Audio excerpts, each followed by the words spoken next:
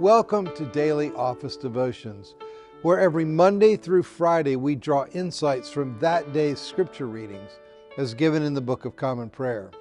I'm Reggie Kidd, and I'm grateful to be with you. This Tuesday in the season after Pentecost, our readings come from Proper 24 of Year 1 in the Daily Office Lectionary. Today's readings invite reflection on three things: revulsion, rest, and resurrection. Lamentations, revulsion. There is plenty of grief in Jeremiah's life to merit the moniker, the weeping prophet. He's been falsely accused of treason, sequestered in a cistern, threatened with death, and forcibly taken to Egypt. But what breaks his heart and compels him to write out a tear-drenched lamentation is seeing the beloved holy city, the place God chose for the dwelling of his name, razed to the ground. The psalmist had sung, "Great is the Lord, and greatly to be praised in the city of our God, in the mountain of his holiness." Beautiful for situation. The joy of the whole earth is Mount Zion, on the sides of the north, the city of the great King. Psalm 48, verses 1 through 2. But now it's reduced to rubble. And all Jeremiah can do is pour out his heart. Is it nothing to you, all you who pass by? Look and see if there is any sorrow like my sorrow, which is brought upon me, which the Lord inflicted on the day of his fierce anger. Lamentations chapter 1, verse 12. Just the other day, a friend sounded a similar note to me. Betrayed by a close companion and steamrolled by the complicity of enablers, my friend felt as violated and dishonored and despised and exposed as Jeremiah's Jerusalem. All I knew to do was listen. Matthew, rest. The Bible's storyline, though, is that the fierceness of God's anger is turned not so much on us as it is on all that keeps us from being beautiful for situation, the joy of the whole earth.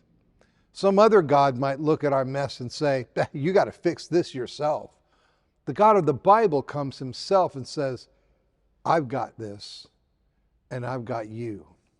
If rabbinic teaching held that Torah was the fullness of God's revealed truth, Matthew offers Jesus as Emmanuel, God with us.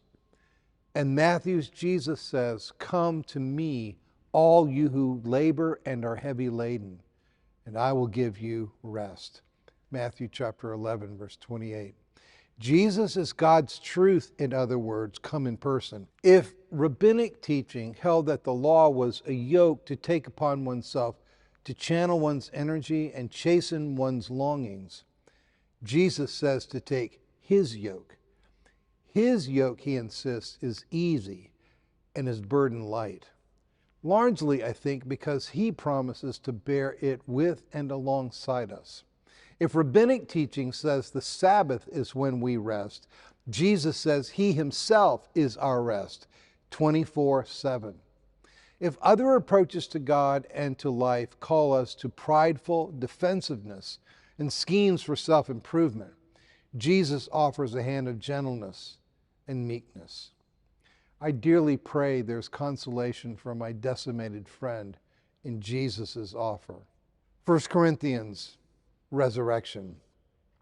Paul believes on behalf of the Corinthians what they dare not yet believe for themselves, that their mortal and corruptible bodies will one day give way to immortal and incorruptible bodies.